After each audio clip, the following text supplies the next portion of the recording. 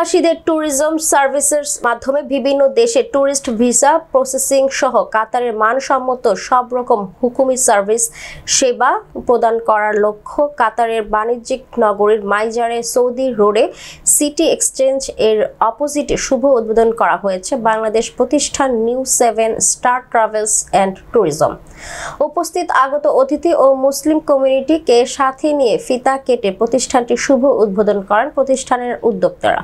এ সময় উপস্থিত ছিলেন প্রতিষ্ঠানের চেয়ারম্যান মাওলানা শরীফ মাহমুদ, ম্যানেজিং ডিরেক্টর বিশিষ্ট ব্যবসায়ী জুয়েল মিয়া, আক্কাস রনি, আরাফাত মিয়া, খোরশেদ আলম মিয়া সহ বিপুল সংখ্যক মুসলিম কমিউনিটি নেতৃবৃন্দ উপস্থিত ছিলেন।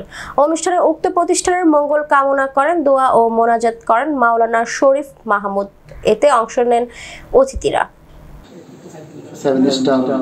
অনেক দূর পর্যন্ত নেওয়ার জন্য তো ইনশাআল্লাহ সবাই দোয়াদের মাননীয় চেয়ারম্যান এবং মোনাজাতের মাধ্যমে আমরা এই প্রতিষ্ঠানের পক্ষ থেকে উদ্বোধনী অনুষ্ঠানে সভাপতিত্ব করবেন। অত্যন্ত পরিশ্রমের মাধ্যমে আপনারা এখানে এসেছেন।